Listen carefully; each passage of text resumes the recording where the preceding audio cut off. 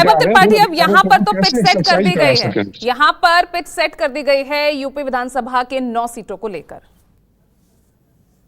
पूजा जी बड़ा देर कर दिया आते आते। सवाल मैं वहां से शुरू करता हूं जहां से बटोगे कटोगे शुरू।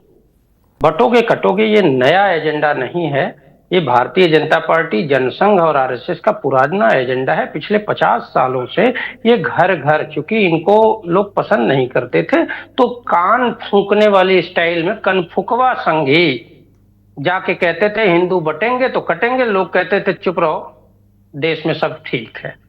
अब वो इन्होंने इससे एक ऐसी पॉपुलेशन तो खड़ी कर ही ली जो कि इनकी बात से कन्विंस हो गए। लेकिन सवाल ये है कि अब जब ये सत्ता में आ गए, जब तक विपक्ष में थे तो कान फूंक के बटोगे कटोगे कहते थे, अब जब सत्ता में आ गए तो तानाशाही में आके बटोगे कटोगे मुख्यमंत्री और प्रधानमंत्री कहने लगे।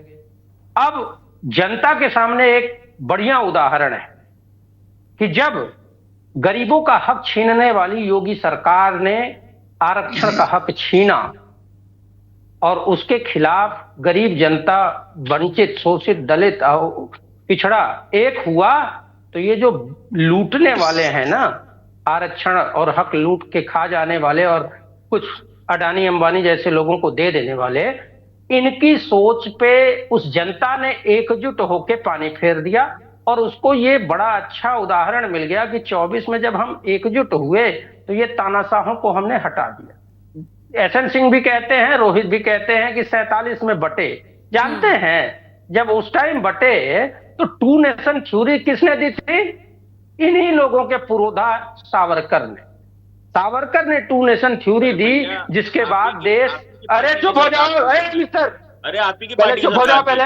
बदतमीजी मत ऐसे नहीं, रोकने के लिए मैं हूं। नहीं वैभव जी, तुम्हारे बीच में प्लीज ऐसे नहीं, बदतमीजी मत करो, मत कर। चुप हो जाओ पहले। गुंडाई नहीं चलेगी, तुम्हारी सरकार नहीं है। वैभव जी, अरे वैभव जी, सरकार तुम्हारी है तो तुम्हारे जैसे गुंडों को मैं पिछवाड़े में से बात किया करो वैभव त्रिपाठी। बदतमीजी तुम कर रहे हो। वैभव जी, आपसे गुजारिश है, देखिए नहीं ऐसे नहीं, आप ऐसे नहीं बोल सकते।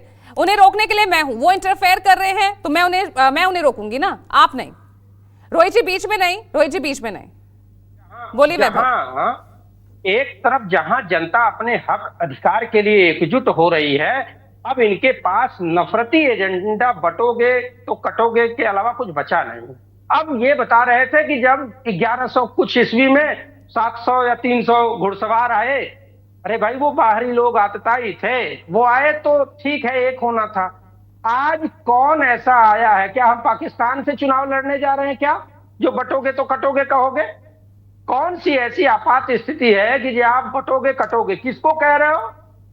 आप बैठ के कह दो मैं ठाकुर। लेकिन यहाँ पर वैभव जी सवाल मुख्य ये है ना कि ये बटोगे तो कटोगे, ये नारा जो है जितना ये फिट, अगर ये सूट कर गया यहाँ पर भी तो बहुत बड़ा नुकसान आपके गठबंधन को होगा, यूपी में भी, हरियाणा में आपको पहुंचा, अब यूपी, महाराष्ट्र, वहां पर भी ये बयान खूब चल रहा है, खूब चर्चा में। पूजा जी बेहद संजीदगी के साथ मैं इस बात को आपको बता दूं कि बटोगे तो कटोगे का नारा जितना समाज के फैब्रिक पे डेंट करने की आप सोच रहे हैं, आपको अंदेशा है, वो नहीं होगा। बल्कि इसके रिएक्शन में जो वो गरीब जनता है, ओबीसी, पिछड़ा, दलित, वंचित, शोषित, वो एकजुट हो गया है कि भाई हमको अपने अधिकार के लिए एकजुट होना है, क्योंकि हम जब बट रहे हैं तभी ये तानाशाही सत्ता में काबिज हो जा रहे हैं। हरियाणा में तो छिटक गया था ना आपसे, हरियाणा में आपसे आपका यही वोट बैंक छिटक गया था ना।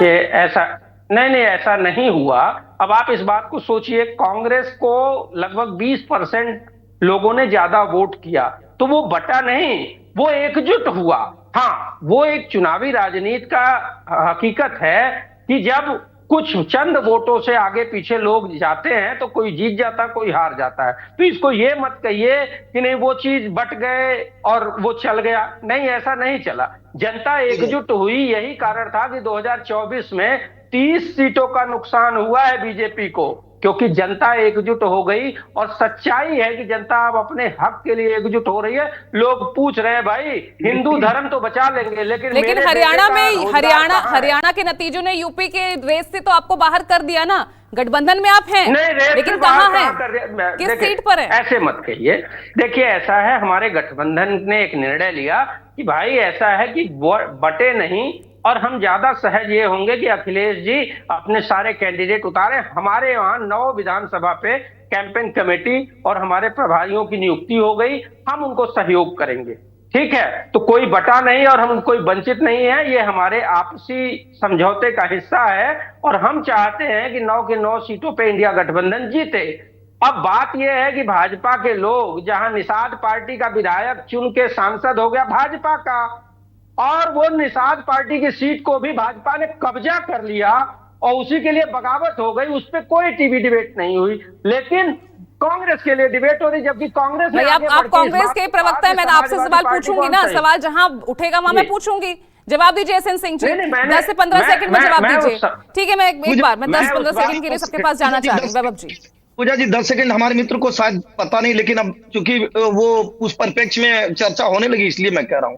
अब याद दिलाना चाहूंगा कि हमारी विचारधारा बदली, वो संपूर्ण भारत न मान के कश्मीर में विचारधारा बदली। उन्होंने कहा कि नहीं, हिंदू यहाँ नहीं रहेंगे। ये विचारधारा जब बदली तो हम कट गए। जब सरकार किसकी थी एसएन सिंह? अब रुकिए ना वैभव जी, बीच में नहीं, आपको कोई बीच में टोकता है तो आपको भी बुरा लगता है। नहीं, तो अभी रुकिए, नहीं रुकिए। राजस्थान के कुछ एरिया में विचारधारा बदल जाती है, हरियाणा के मेवात में जब विचारधारा बदल जाती है तो निश्चित तौर पे हम बंटने और कटने की बात को कहते हैं, और वो सच्चाई से, साफगोई से वो साफ दिखता है। इन्होंने बोले वैभव जी, पूछिए ना कर्नाटक में जम्मू, अब हो गया, चुप हो जाइए।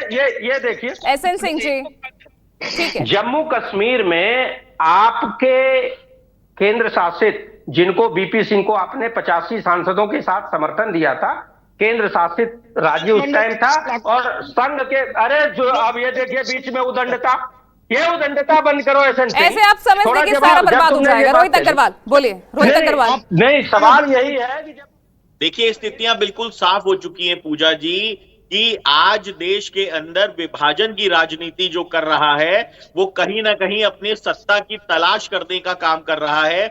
कुर्सी की तलाश के लिए ये लोग इतना गिर चुके हैं कि ये देश को जातियों के नाम पे बांटना चाहते हैं। जो पीडीए का नारा देते हैं, ये बताएं ना, दीपक रंजन, प्रवक्ता क्यों नहीं जाति के नाम पर आप बांट रहे हैं? देखिए पूजा जी, देखिए पूजा जी, अभी भारतीय जनता पार्टी के प्रवक्ता और इनके सहयोगी दल के प्रवक्ता ने बंटने कटने की बात की, लेकिन मैं बार बार ये जानना चाहता हूँ कि किसको बांटना चाहते हैं, किसको काटना चाहते हैं। ठीक है, नवल किशोर जी, जल्दी से नवल किशोर जी। तो एक सीट पे